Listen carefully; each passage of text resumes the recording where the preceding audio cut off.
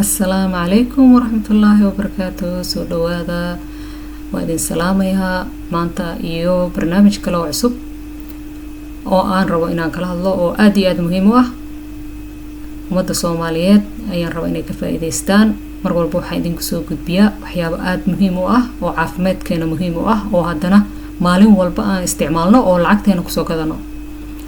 sonkorta iyo halisteeda ayaa maanta ka hadlaynaa. waan ognahay sonkor horta inay fiicnayn, laakiin ma ogin dhibaatada ugu weyn ee ay leedahay. dhibaatada ugu weyn sonkortu ay leedahay ay sun u tahay jirkuna ay sun ugu tahay waxa waaye sonkortu markaad cunto 4 saac ilaa 8 saac gudahooda subag ayay isu bedeshaa. subag ayay isku bedeshaa. waad cuntay 4 saac ka soo wareegtay ilaa 8 saac inta u dhaxaysa sonkortii waxay isku bedeshaa subag. subagaas ay sonkortu isku bedelayso waxa laga yaabaa cayl inaad ka qaado. cayl kaligiisa ma ahane waxa kale oo ka qaadi kartaa caafimaad darro ku timaada maskaxda. ilaan sonkortu jirku waxay ku abuurtaa boog bay ku abuurtaa inflammation wax la dhaho. boog taasoo maskaxda dhaawici karta, jirkay dhaawacaysaa, calooshay dhaawacaysaa, meel walbay dhaawacaysaa, arthritis-kay ku keeni kartaa, calool xanuun ay ku keeni kartaa. adigu cudurradoo dhan sonkortu sunta waa sunta ugu xun ee cudurradoo dhan keenta. marka walaalayaal ka digtoonaada. maanta sunta sonkorta idin la qaybsanaya. please sonkorta iska jooji. sonkorta completely iska jooji. wadankan wadamadan shisheeyada aan joogno wax walba sonkora ku jirta. wixii wax natural ah waa wax la soo sameeyay. sonkor ayaa laga soo buuxiyay si ay wixii ay macaan ama test ay u yeeshaan. marka cuntadoo dhan sonkor ayaa ku jirta. marka at least iska yareeya waxyaabaha sonkorta ku badan. waxaa kamid ah sonkorta caadiga horta iska badaa. rootiga sonkora ku jirta, burka sonkora ku jirta, baastada sonkora ku jirta, bariiska sonkora ku jirta, fruutada sonkora ka buuxda, malabka sonkora ka buuxda. marka at least iska yareeya hataa hadaadan joojin karin. aniga iska joojiya wada dhila sonkorta oo dhanba guriga ka joojiya. laakiin at least iska yareeya. waxaan la yiraahdo fruit juice kuna sonkor baa ka buuxda. hatta kuwan la dhaho zero sugar ha aaminina.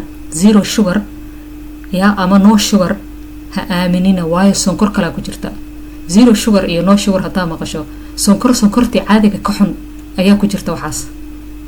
marka fruit juice kana iska ilaaliya, sonkorta caadiga iska ilaaliya. sometimes is okay, laakiin hadaad ka dhigato everyday waxaad la soconaysaa in cayilka badanaa ay sonkorta ku keenayso. sonkorta aad cunayso inay cayil isku bedelayso la soco. within 4 hours to 8 hours alayri waa inta u dhaxaysa 4 saac ilaa 8 saac sonkortii waxay isku bedelaysaa subag.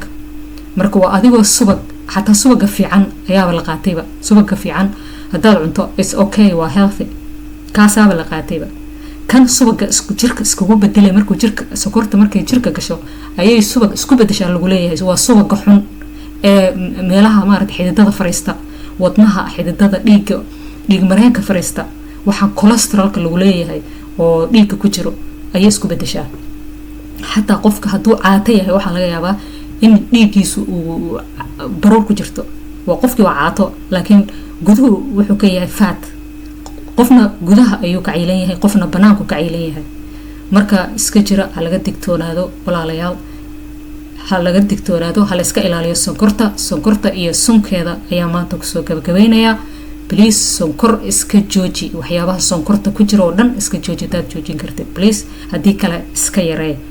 la soco ee ogow inay sonkortu markaad cunto ay isku bedesho fat ama subag ay isku bedesho 4 saac ilaa 8 saac gudahooda. taas la socda walaalayaal. aad iyo aad baad mahadsantihiin. insha Allah waa inoo iyo next video. السلام عليكم.